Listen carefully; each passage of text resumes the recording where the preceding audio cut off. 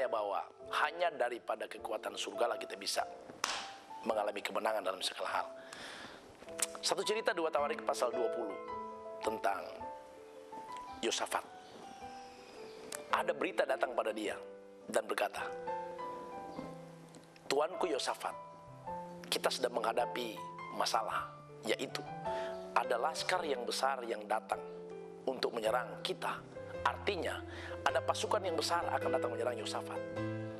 Saudara berkati Tuhan, laskar yang besar itu juga seperti Goliat pada waktu Daud menghadapi Goliat.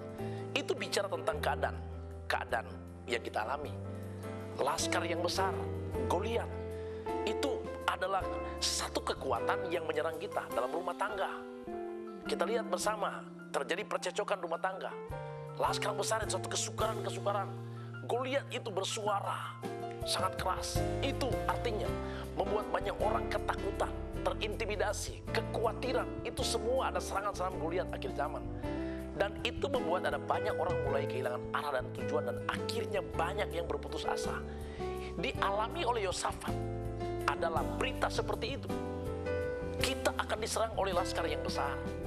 Saudara berkati Tuhan, ketika Yosafat mendengar berita ini, ada satu sikap yang dia boleh ambil. Yang pertama, Yosafat mengambil keputusan untuk mencari Tuhan, berdoa, dan berpuasa.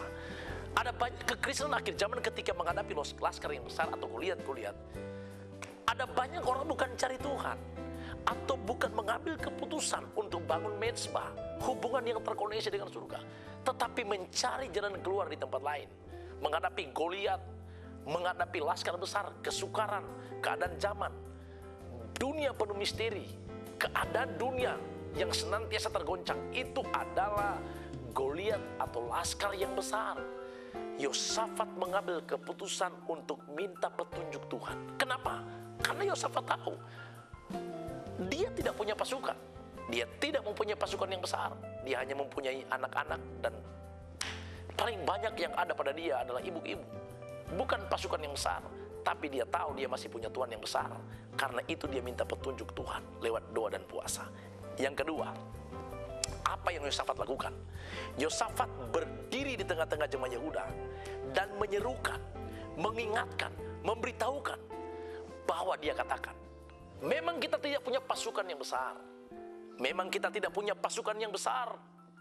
Tetapi dia berkata, kita punya Tuhan yang besar. Tuhan yang besar itulah yang pernah menuntun bangsa Israel keluar dari tanah Mesir.